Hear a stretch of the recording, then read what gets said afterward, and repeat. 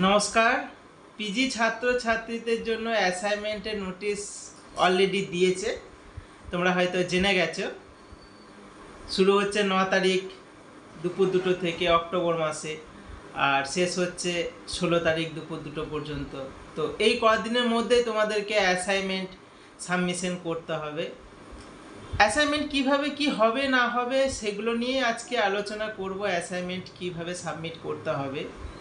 তো অ্যাসাইনমেন্টের যেটা প্রসেস সেটা হচ্ছে অ্যাসাইনমেন্ট অনলাইনে হয়, অনলাইন হবে, এমসিকিউ ডিজিটাল মোডে হবে।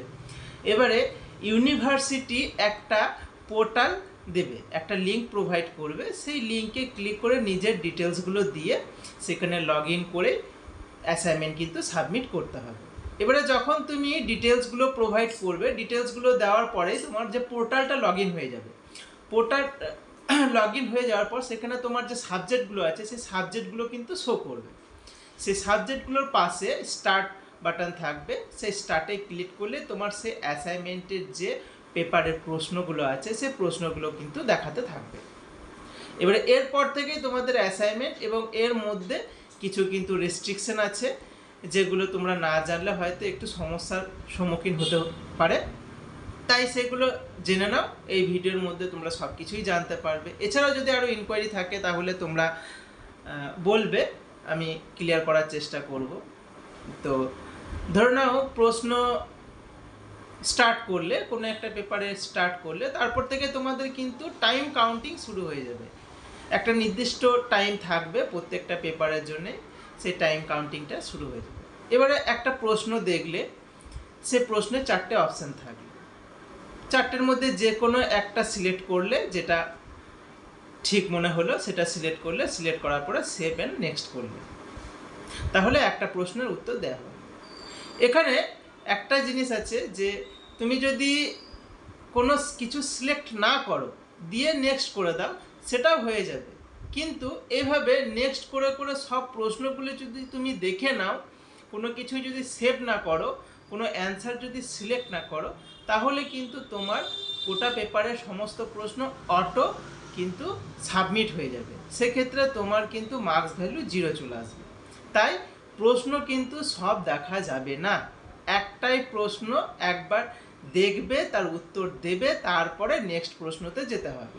তাহলে এখানে একটা জিনিস, এখানে অনেকেই অনেক ভুল করেছে যে পরপর প্রশ্নগুলোকে দেখে নিয়েছে, যে তারপরে পরে অ্যান্সার দেবো, যখন 20 নম্বর প্রশ্ন দেখা হয়েছে তারপরে কিন্তু পেপার সাবমিট নিয়ে নিয়েছে।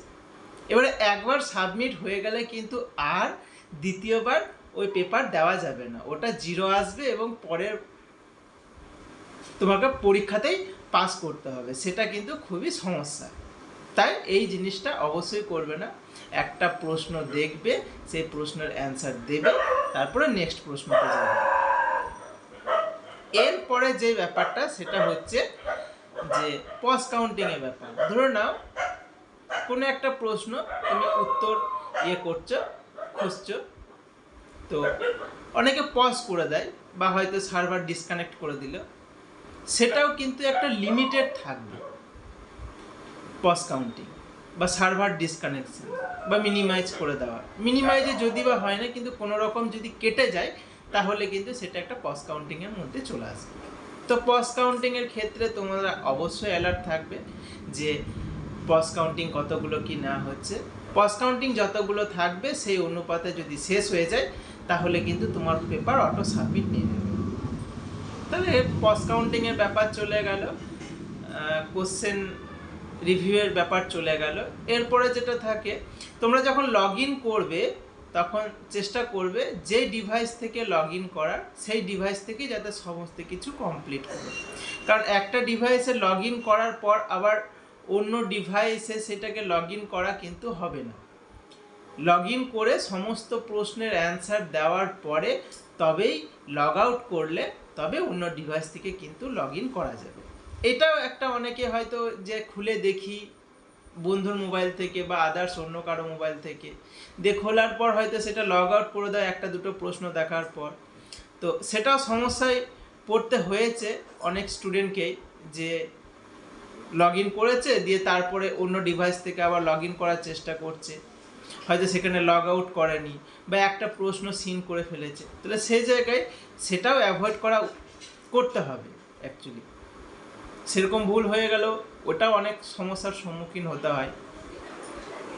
তো মোটামুটি এই যে ফ্যাক্টরগুলো, এইগুলোই আপাতত অ্যাসাইনমেন্টের রয়েছে, আর সেরকম বিশেষ কিছু নেই। আর অ্যাসাইনমেন্ট আমাদের এখান থেকে সম্পূর্ণ গাইড আছে।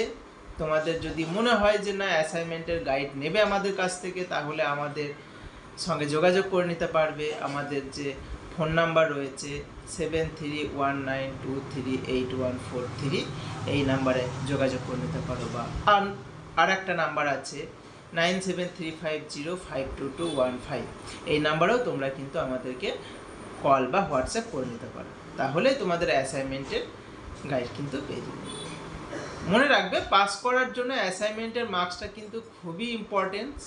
যতটা মার্কস অ্যাসাইনমেন্টে তোলা যায় তার জন্য অবশ্যই চেষ্টা করবে। আর অ্যাসাইনমেন্ট যে টাইমের মধ্যে হচ্ছে ওই টাইমের মধ্যেই সাবমিট করতে হবে।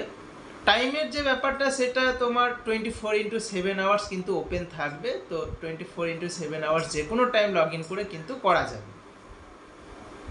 লগ ইন করার টাইমে এবারে আইডি পাসওয়ার্ডের যা আছে সেগুলো দিয়ে করলে ওটিপি আসবে, ওটিপি ভেরিফিকেশন হয়ে কিন্তু লগ ইন হয়ে যাবে। আশা করি সমস্ত কিছুই বোঝাতে পেরেছি।